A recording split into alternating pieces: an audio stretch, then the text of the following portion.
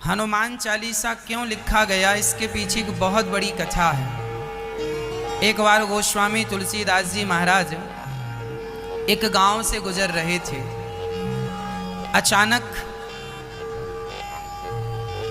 एक रोती हुई महिला गोस्वामी तुलसीदास जी के चरणों में आके गिर पड़ी। कहने लगी, महाराज आशीर्वाद दे दो। तो गोस्वामी तुलसीदास जी ने कह दिया, जाओ सदा सुहागिन रहो। एक स्त्री को सबसे इससे बड़ा वरदान और क्या होगा। उसको ये कहा जाए सदा सौभाग्यवती रहो, सदा सुहागिन रहो, सदा सुहागन रहो। इससे बड़ा और वरदान क्या चाहिए एक पतिव्रता नारी को। गोस्वामी जी को लगा ये रो रही है, कोई संकट है, तो कह दिया जाओ सदा सुहागन रहो। जब गोस्वामी जी ने ये आशीर्वाद दे दिया तब उस महिला ने रोते हुए कहा, महाराज मैं तो आपके चरणों में इसलिए आई हूं कि मेरे पति मर चुके हैं। उसके पति मरे पड़े थे और उसे पता चला कि नगर में गोस्वामी श्री तुलसीदास जी आए हैं। उस समय तुलसीदास जी बड़े विद्वान, बड़े भक्त के रूप में समाज में पूजे जाते थे।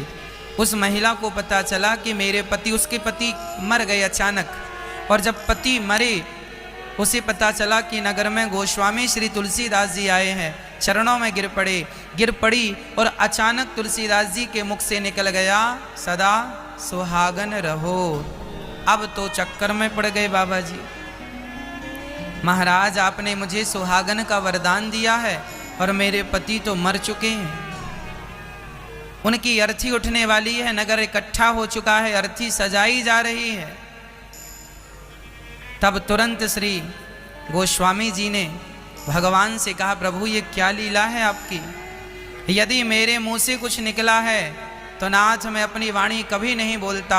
मैं तो जो बोलता हूँ रघुनंदन आपकी ही वाणी बोलता हूँ। शायद आपने ही बुलवाया है, और आपने बुलवाया है तो फिर ये वचन मिथ्या नहीं होना चाहिए।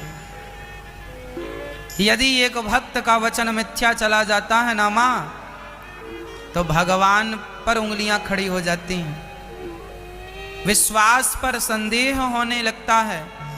और मैं आपसे कह चुका हूं कि भगवान कभी विश्वास को टूटने नहीं देते। भगवान सदा भक्तों के विश्वास की रक्षा करते हैं। जब श्री गोस्वामी तुलसीदास जी ने बड़े भाव से वहां बैठकर, बेटी तू चिंता ना कर, अब राम जी कुछ करेंगे। गोस्वामी जी वहां बैठकर और सीताराम सीताराम सीताराम सीताराम सीताराम सीताराम सीताराम सीताराम जपने लगे। और ऐसी श्रद्धा, ऐसी भावना से जपे, और भगवान उनके जपन से, भगवान उनकी भक्ति से ऐसे प्रसन्न हुए कि हमारे भक्त का वचन मिथ्या ना हो। उसका मरा हुआ पति उठकर बैठ गया। सबके देखते देखते यह बात हवा की तरह सारे संसार में फैल गई कि तुलसीदास जी बड़े चमत्कारी संत हैं। उस समय अकबर का शासन था। जब यह बात अकबर को पता लगी कि हिंदू धर्म के कुछ संतों ने इतना बड़ा चमत्कार किया कि मुर्दे को जिंदा कर दिया, तो अकबर ने तुलसीदास जी को अपने यहाँ आमंत्रित किया, आओ और हमें भी कुछ चमत्कार दिखाओ। तुलसीदास जी मना करते हैं, अकबर हम ना तुम्हारे घर आएंगे, ना तुम्हारे दरबार आएंगे, और ना तुम्हें चमत्कार दिखाएंगे। हम कोई चमत्कार दिखाने वाले बाबा नहीं हैं। हम तो सिंपल अपने राम का नाम जपते हैं। चमत्कार तो हमारे राम नाम में है, चमत्कार तो हमारे भगवान करते हैं, और वह श्रेय अपने भक्तों को देते रहते हैं। भगवान सबसे बड़े चमत्कारी हैं। हम तो केवल उनका नाम लेना जानते हैं, और हम तुम्हारे दरबार नहीं आएंगे, हमें कुछ लेना देना थोड़ी है तुमसे। अकबर को बड़ा बुरा लगा कि हिंदू संत ने हमारा अपमान कर दिया। अपने सैनिकों को भेजा, जाओ तुलसीदास को पकड़ कर लाओ। सैनिक गए, तुलसीदास जी के हाथों में हथकड़ियाँ डाल के बांध कर लेके आए, दरबार में खड़ा किया गया। तुलसीदास जी के हाथों में बंधन था, पाँव में बेड़ियाँ थीं, और अकबर कह रहा था, यदि तुम बड़े भक्त हो तुमने मुर्दे को जिंदा किया है, तो आज हमें चमत्कार दिखाओ। तुलसीदास जी बोले, भैया मैं भगवान का नाम जपना जानता हूँ, मेरे से चमत्कार नहीं आता। भगवान ही वचन की रक्षा करते हैं, मैं क्या करूं। जब तुलसीदास जी ने कोई चमत्कार नहीं दिखाया तो काल कोठरी में बंद कर दिया तुलसीदास जी को अकबर ने। उस काल कोठरी में गोस्वामी तुलसीदास जी ने हनुमान चालीसा की रचना की। इसमें लिखा है, उस काल कोठरी में जाकर श्री गोस्वामी तुलसीदास जी ने हनुमान चालीसा की रचना की। और इसमें लिखा है, जो यह पढ़े हनुमान चालीसा। आगे गोस्वामी तुलसीदास जी इसमें लिख रहे हैं कि छूटहि वंदी महासुख होई, जो शतवार पाठ कर कोई। जो शत मतलब 100, जो शतवार पाठ कर कोई कर जोई, छूटहि वंदी। जो 100 बार हनुमान चालीसा का पाठ कर लेगा।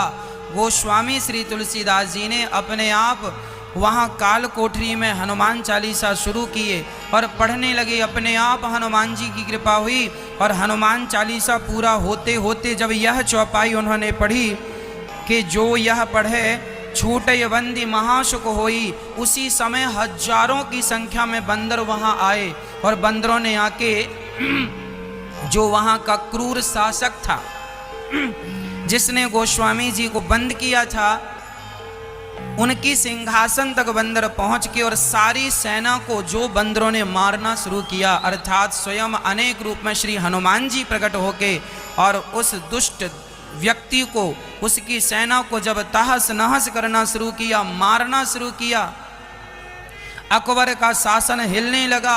महाराज हाहाकार मच गया, कोई साबुत नहीं बचा। सारे सेना घायल पड़ी है, ना अस्त्र काम कर रहे हैं, ना शस्त्र काम कर रहे हैं, ना कुछ काम कर रहा है। अकबर घबरा गया, अब क्या करें, हम तो बड़े परेशान हैं। और बंदरों की सेना बढ़ने लगी, चारों तरफ से सेना घेर चुकी थी, अकबर घिर चुका था। तब किसी ने कहा कि आपने जो हिंदू संत को बंदी बना रखा है, ये सब उसी के बंधन का ये प्रभाव है, उसे जल्दी आज़ाद करो। अकबर ने तुरंत जाकर तुलसीदास जी को प्रणाम किया, महाराज आपका चमत्कार हमने देख लिया, हमें माफ़ कर दीजिए। तब तुलसीदास जी बाहर आए और बाहर आते ही हनुमान जी का वह रौद्र रूप अपने आप समाप्त हो गया। अर्थात वहाँ एक भी बंदर नजर नहीं आए। इसलिए श्री हनुमान जी महाराज को प्रत्यक्ष रूप में हनुमान स्वयं गोस्वामी तुलसीदास जी बंधन में बंध चुके थे, तब हनुमान चालीसा का पाठ किया और छूटय बंदी महासुख होई। इसलिए आप भी संसार के बंधन से मुक्ति चाहते हैं, कोई आपका निर्दोष व्यक्ति जेल में चला गया है, तो आप हनुमान चालीसा का 100 पाठ रोज कीजिए। हनुमान जी की कृपा से आप निर्दोष साबित होकर तुरंत बाहर आ जाएंगे। यह हनुमान जी की प्रत्यक्ष कृपा है। इसलिए हनुमान चालीसा का एक पाठ तो आप रोज करें। छूटय बंदी महा सुख होई। इसलिए गोस्वामी तुलसीदास जी ने यह काल कोठरी में हनुमान चालीसा लिखा। हनुमान जी की कथा भी अनंत है, पर हनुमान जी की कथा जब भगवान श्री राम को हनुमान जी मिले या हनुमान जी को श्री राम जी मिले, तब से लेके आज तक हनुमान जी की कथा कहीं सुनी जाती है। आपको पता है हनुमान चालीसा किसने लिखा? हनुमान चालीसा के लेखक कौन हैं? बताइए। हनुमान चालीसा को किसने लिखा था? आज हम हनुमान चालीसा की ही व्याख्या आपको करेंगे। पिछली बार जब सुंदरकांड की व्याख्या हमने की, तभी हमने आपसे कहा था कि जब भी समय लगेगा आपको हनुमान चालीसा सुनाएंगे। ये बताइए हनुमान चालीसा किसने लिखा? जब भी अपने से बड़ों का नाम लिया करें तो उसमें श्री और जी जरूर लगाएं। गोस्वामी श्री तुलसीदास जी महाराज, है ना, हमारे पूर्वज हैं, ये हमारे पूज्य हैं, ये इनका नाम हमेशा सम्मान से हो। जब भी हम अपने पिता का नाम लेते हैं तो उसमें श्री लगाते हैं ना, ये हमारा शिष्टाचार है। अपने से बड़ों का नाम लेते हैं, मर्यादा से नाम लेते हैं। उसी तरह जब भी हम अपने संतों का नाम लें, आचार्यों का नाम लें, तो उसको भी बड़ी श्रद्धा और बड़े आदर से संबोधित करें। तुलसीदास मत कहा करो,